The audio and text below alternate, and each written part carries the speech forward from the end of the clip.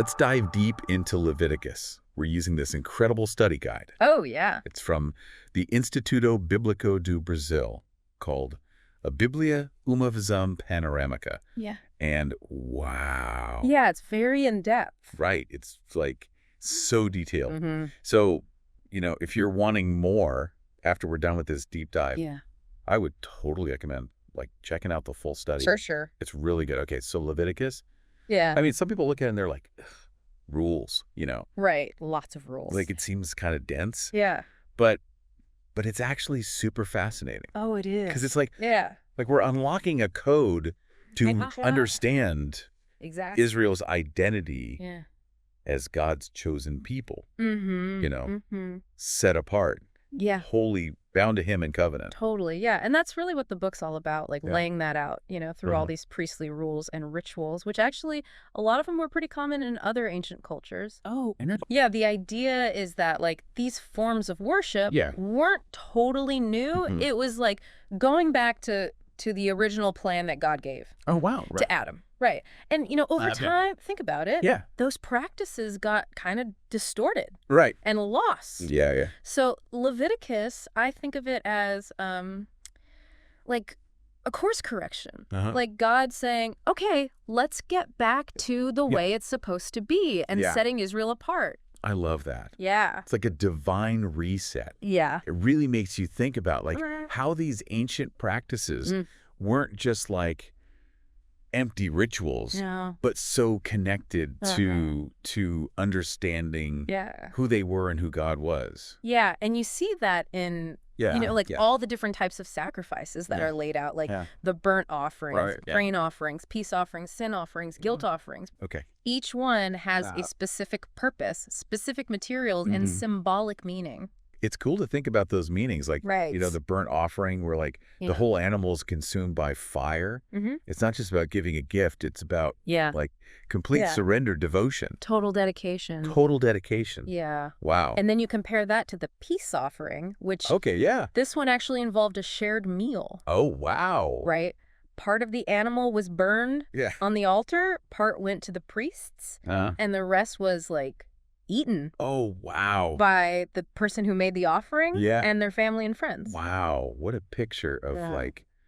communion and reconciliation, Mhm. not just with God, Yeah, but within the community itself. exactly.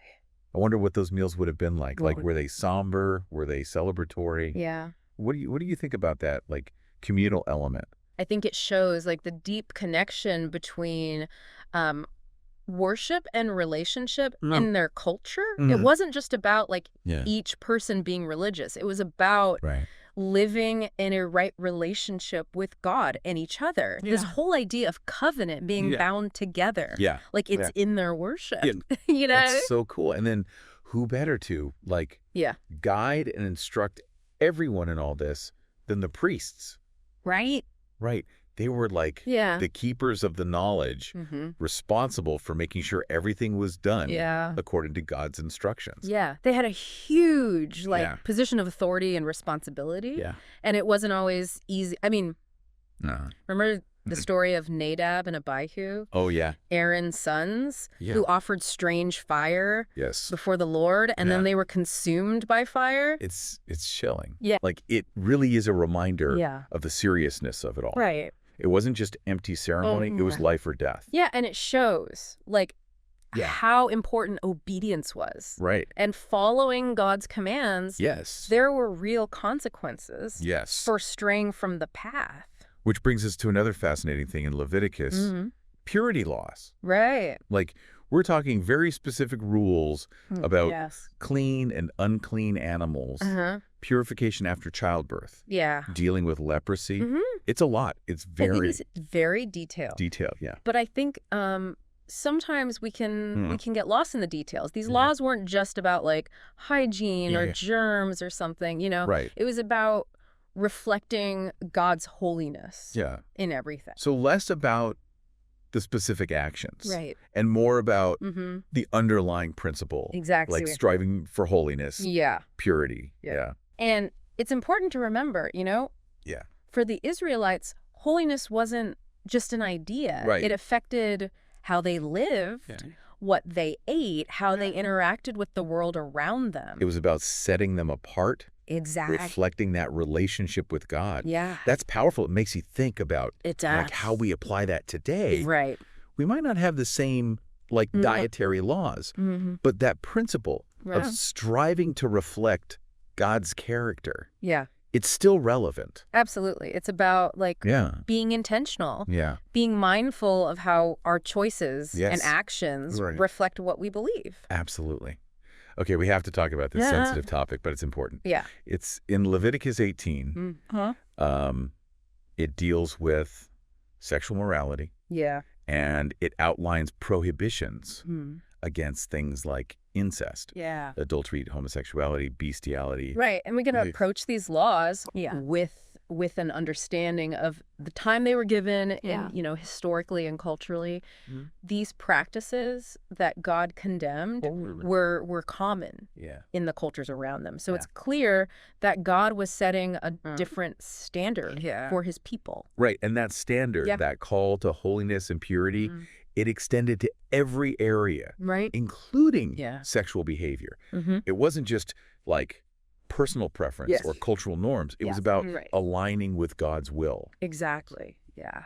Okay. And speaking of sacred, no ritual in Leviticus captures our imagination. Right. Like the Day of Atonement. Yeah. That one day a year when the high priest went into the Holy of Holies to make atonement for the sins of a whole nation. I mean, it's such a dramatic, solemn occasion. It was.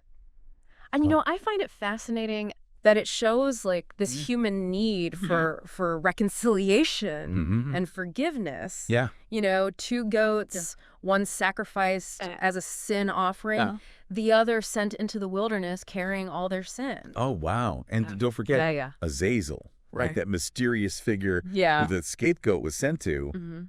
We still debate the meaning of Azazel. We do. It's so intriguing. So fascinating. I mean, it makes you wonder, who or what is Azazel? Yeah. What does it represent? Yeah. What does this ritual tell us about ancient Israel's understanding of sin, guilt, atonement? Yeah. It's a lot to unpack. So much.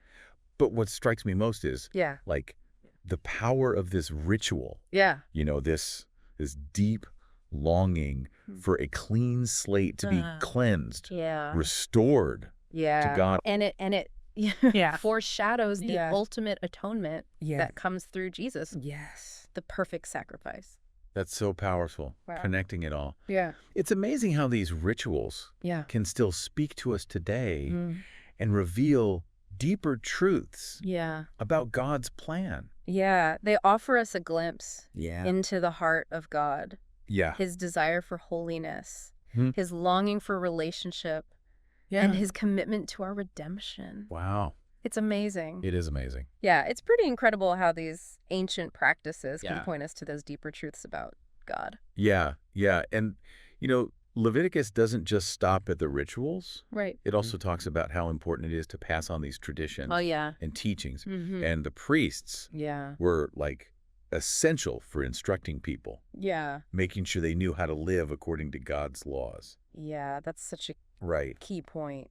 Like passing on the knowledge was so important for them to stay God's people. Yeah. And it wasn't just about like saying the rules over and over. It was about making the laws and rituals part of their lives, like their calendar, their celebrations. Yeah. Leviticus talks about all these festivals. Oh, yes. They were supposed to celebrate. The festivals, right. Yes. Like the Feast of Unleavened Bread. Yeah. Passover, Pentecost, Feast of Trumpets, Feast of Booths. Yeah, all of them. I've always thought those were so cool. Yeah. How they helped them like connect with their history, their identity, and God. Yeah, exactly.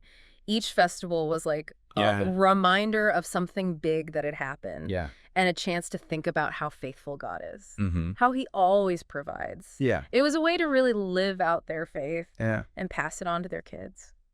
And speaking of, the Feast of First Fruits that you mentioned before with the peace offering. Yeah. That's where we get that cool idea of the theology of the first day, right? Yes, exactly. It's like it points forward to Jesus rising from the dead. Yeah. He's our first fruits. Yeah. And he rose on the first day of the week. That's amazing. Yeah. So powerful. Wow. When they offered the first part of their harvest, they were saying, God, you're in charge of everything, and thank you for all you've given us. Okay, so we've talked about the sacrifices, the priesthood, purity laws, festivals. Right. One thing I've always wondered about is the food. Oh, the food. Why all the rules about which animals are clean and unclean? It's a big one, right? What was the point of all that? Yeah, it's a question people have been asking for a long time, but I think we have to remember that for the Israelites, everything was about their relationship with God, their food, clothes, rituals, even how they kept themselves clean. Right. It was all part of living a holy life. Okay. Set apart for God. So it wasn't really about the specific foods themselves. Right, exactly. It was more symbolic about obedience and separation. Yeah, it was about having this attitude of holiness, you know? Right. Being aware of God in every part of their lives. And those food laws, even though they might seem strange to us, they reminded them that they were God's chosen people. It's like a physical way of saying, we're different. Yeah. We're set apart. We belong to the Lord. Yes, exactly. Wow. That's powerful. It is. It makes you think about how we can have that same intentionality and devotion in our lives today. Yeah, for sure. Right. Totally. Okay. So another set of laws in Leviticus that I think are hard. Yeah. The laws about leprosy. Oh, yeah, that's a tough one. From our perspective today, it can seem so harsh to separate people like that. It can seem really isolating. Yeah, how do we understand that? Yeah. With God being loving and compassionate? It's a good question, and I think to really get it, we need to understand leprosy back then. Yeah. It was really serious and contagious. Yeah. There was no cure. Right. It could disfigure people, even kill them. Yeah. So these laws, even though they seem harsh, they were trying to protect everyone and stop the disease from spreading. So less about punishment and more about safeguarding the whole community. Exactly. Yeah, I can see that. Yeah. Back then, they didn't have the medicine we have now. Right. They didn't know what we know. Right. So those measures might have been necessary. Yeah, they probably had to do something like that. And the priests? Yeah. They had such a key role. They did. In examining people with leprosy. Yeah. Determining whether they were clean or unclean. It wasn't just a doctor thing. It was spiritual, too. Wow. So the priests were like both medical and spiritual authorities. It's fascinating. Right? That's a cool mix of roles. It is. They had to figure out if someone had leprosy, how it was progressing. Yeah. And then when they were better, could say they were clean. Yes. And the ritual cleansing for someone who was healed is really detailed and symbolic. It was. It involved sacrifices, washing, even sprinkling of blood. Wow. That's it's a lot. It's a big deal. Must have been an intense experience. For sure. What do you think that ritual cleansing meant? I think it shows, like, how they were welcomed back into the community. It acknowledged they were healed and not a danger anymore. Like a rebirth, a second chance. Yes. That's beautiful. Wow. It reminds us that God gives second chances. Yeah. He restores us. He heals us. Yeah. He wants us to be whole. Wow. That's encouraging. It is. Especially when we think about our own struggles. Yeah. And brokenness. Absolutely. Leviticus can seem tough. Yeah. With all the laws and stuff. Right. But it points to a God who loves us. Yeah. And wants what's best for us. He wants us to live holy lives. Whole lives. And he shows us how to be clean, forgiven, and right with him again. And it's not just individual. Right. Right. It's about community, too. Yeah. Like we talked about before. Yeah. That covenant, that being bound together. Yes. It's amazing how Leviticus ends with all these blessings and curses. It's almost like choose your own ending for Israel. Yeah. Obey and be blessed. Yeah. Disobey and be cursed. Yeah. It seems simple. Yeah. But I feel like there's more to it. Oh, there definitely is. Yeah. It's not just about, like... reward and punishment. Yeah. It's showing what naturally happens when you're in sync with God. Right. Or when you're rebelling against him. Okay, I see. So it's like cause and effect. Yes. Our choices have consequences. Yeah. If we follow God's will, things will go well. Right. But if we stray from that path, there will be problems. Exactly. So it's about making good choices.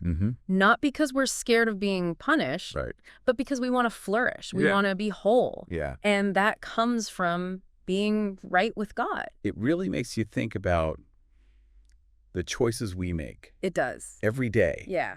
And how they affect not just us, but the people around us. Absolutely. Wow. And you know what's interesting? What's that? Leviticus ends by reminding Israel that they got all these laws and instructions at Mount Sinai. Oh, wow. Yeah. That's where God first made his covenant with them. It brings it all back around. It does. Full circle. Yeah. It shows us that God's covenant with us is a gift. It's a gift. It's an invitation to experience his love, his grace, his power to change us. It's also about responsibility to live in a way that honors the covenant and shows his character to the world. It's powerful. It's like saying our choices matter. Our actions have consequences. And we can work with God to bring his kingdom here. That partnership starts with understanding who we are, who God is, and what this covenant means. That's what Leviticus is all about. That's amazing. It is. Man, what a journey through Leviticus. I mean, it's amazing how this book that people think is just like rules. Right. It's packed with insights into God, Israel, and like that whole covenant relationship. It really is. It's easy to, get bogged down in the details and miss the big picture. So I'm curious. As we finish up, what really stuck out to you? Oh, that's a great question. I mean, there's so much. Right. But I think that idea of holiness as a way of life. Yeah. It's not just about like not doing certain things or, following the ritual perfectly. It's about like your whole mindset. Being intentional. In every part of life. Trying to reflect God's character. In everything you do. I love that. And it ties in so well with the idea of sacrifice and atonement. Leviticus gives us this like whole system of sacrifices, but it's pointing to something bigger. The perfect sacrifice. Right. It's incredible how those Old Testament rituals like foreshadow the ultimate redemption. It's all connected. Wow. It shows God's plan through history. And even with all the rules, we see this God who loves us, who wants to be close to us, who gives us a way to be cleansed, forgiven, and right with him again. That balance of holiness and grace is so powerful. It is. God demands holiness. But he also makes a way for us to get there. Through sacrifice and atonement. Exactly. That's the heart of Leviticus. It's a call to be holy. It's knowing we need to be saved. And ultimately, it's about God's love and faithfulness. This has been so eye-opening. It has. I feel like I get Leviticus. Me too.